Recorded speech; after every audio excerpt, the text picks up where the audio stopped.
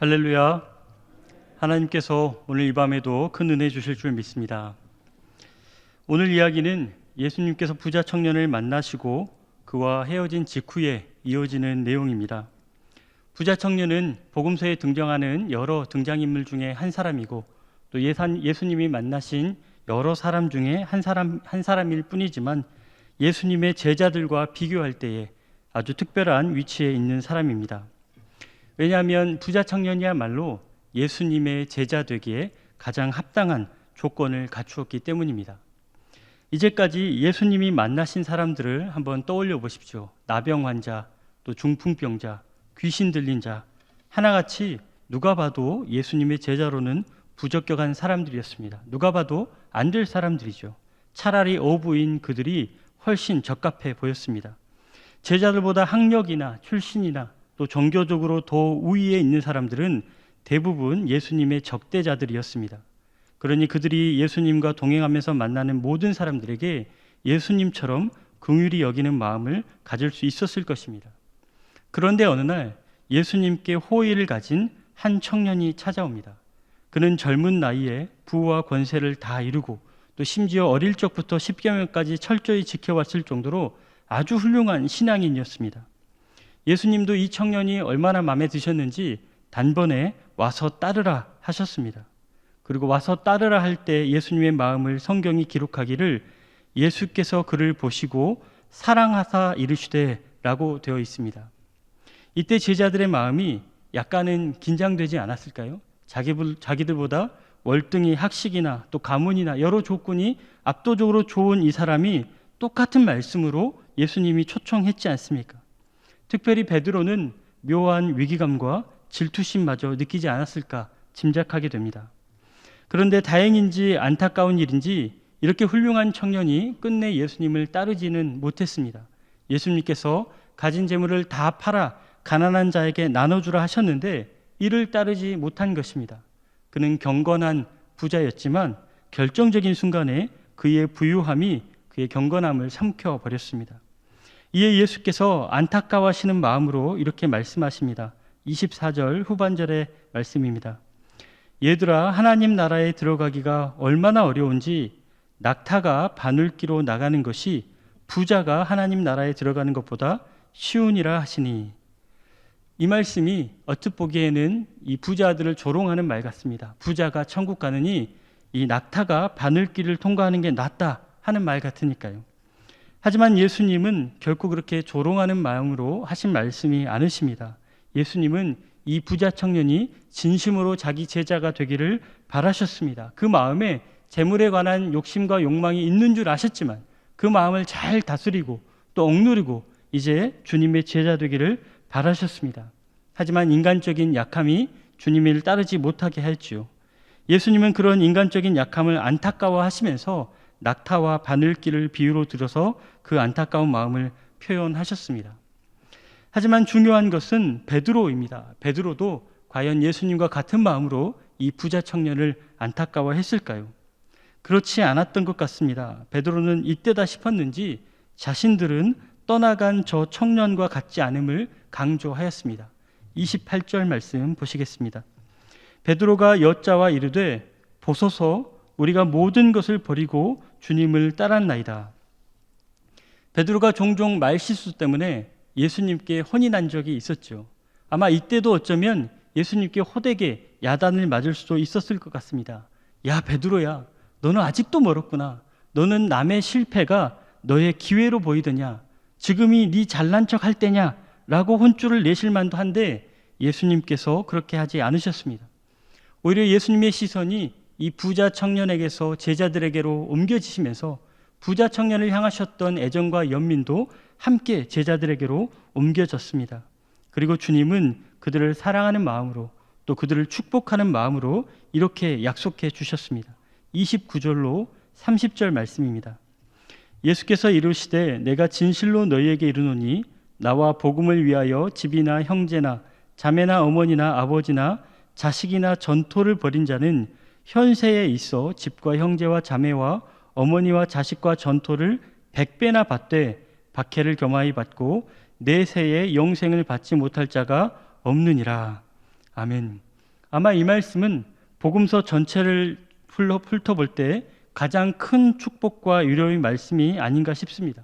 주님은 제자들에게 현세에서는 100배의 복을 약속하시고 또 내세에서는 영생을 약속해 주셨습니다.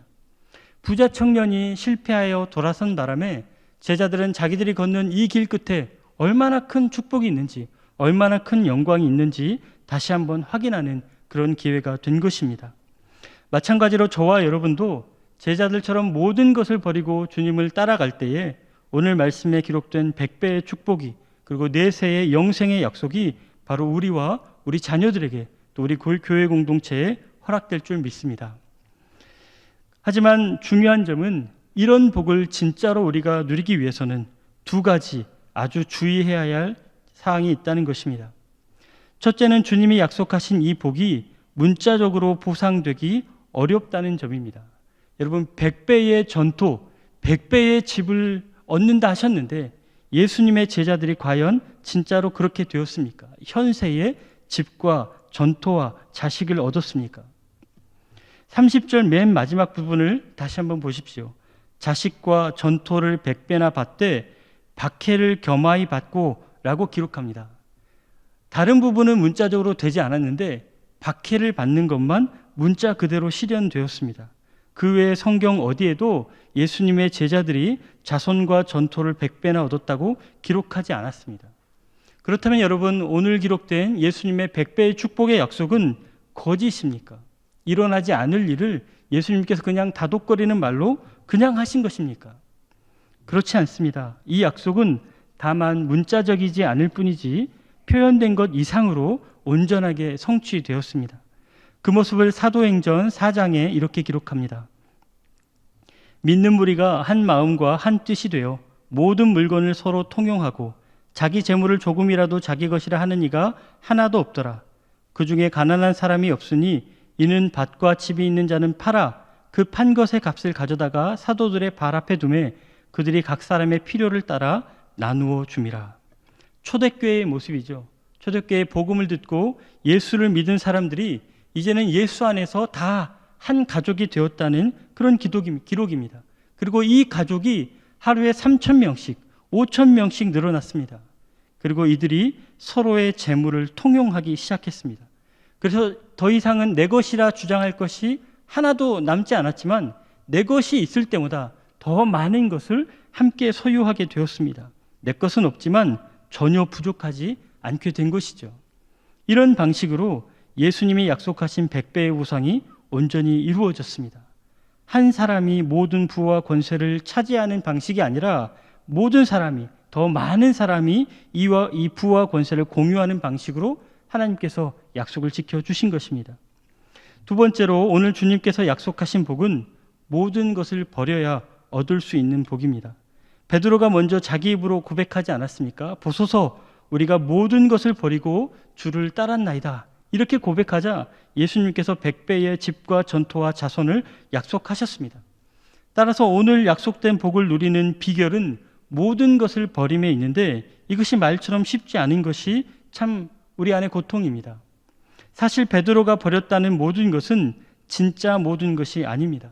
저 사람과 비교해서 저 사람이 버리지 못한 것을 나는 버렸다는 것이죠. 부자 청년은 재물을 버리지 못했는데 나는 재물을 버렸습니다. 내 배, 내 그물, 그리고 내 고기잡이와 관련된 모든 것을 다 버렸다는 표현입니다. 여러분, 솔직히 이 말이 얼마나 유치한 표현입니까? 부자 청년에 비하면 베드로의 소유물은 마치 콩고물 같은 것인데 이런 거 조금 다 버렸다고 어찌 감히 전부를 버렸노라 이렇게 유난을 떨 수 있겠습니까?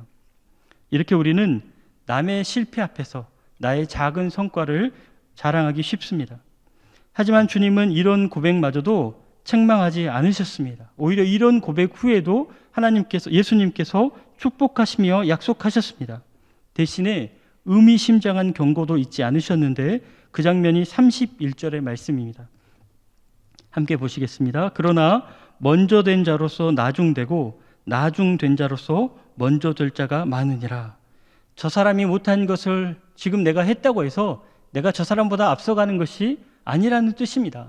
저 사람이 하지 못한 것을 지금은 나는 했지만 또 언젠가는 내가 하기 어려워하는 바로 그것을 저 사람이 쉽게 할 수도 있기 때문입니다. 그렇다면 주님을 위해서 모든 것을 버린다는 것은 구체적으로 무엇을 말할까요? 어떻게 해야 주님 앞에 모든 것을 버린 것이 될 수 있을까요? 그것은 이어지는 단락에서 우리가 확인할 수 있습니다. 33절과 34절 말씀입니다.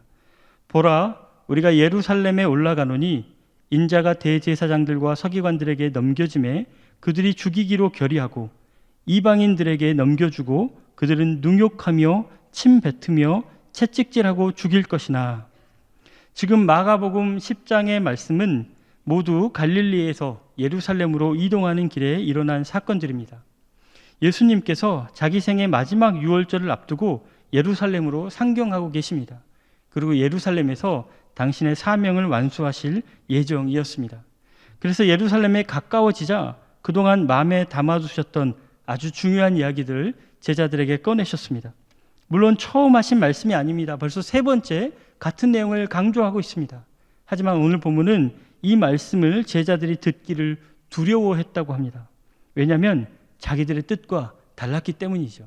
제자들은 예수님이 예루살렘에서 왕이 되기를 바랬는데 예수님은 말씀하시기를 스스로 고난당하시고 죽으신다 하셨으니 이 말을 듣기가 얼마나 두려웠겠습니까? 예수님이 이렇게 허망하게 죽어버린다면 길에서 그들이 누가 크냐 서로 논쟁했던 것이 무슨 소용이 있겠습니까? 예수님 좌우편에 앉은다 한들 시체 옆에서 앉아서 무엇을 할 수 있겠습니까? 이렇게 베드로와 제자들은 다 버렸노라 장담했지만 사실은 가장 강팍한 것을 버리지 못했습니다. 바로 십자가 없는 영광을 바라는 것입니다. 십자가를 지지 않으려는 이 마음을 버리지 못하였습니다. 여러분, 진짜로 우리가 모든 것을 버렸습니까? 주님을 위해서 정말로 다 버리고 주님을 따르고 계십니까? 그저 버릴만 한 것만 버리시지 않으셨습니까? 없어도 되는 것만 버리신 건 아니십니까?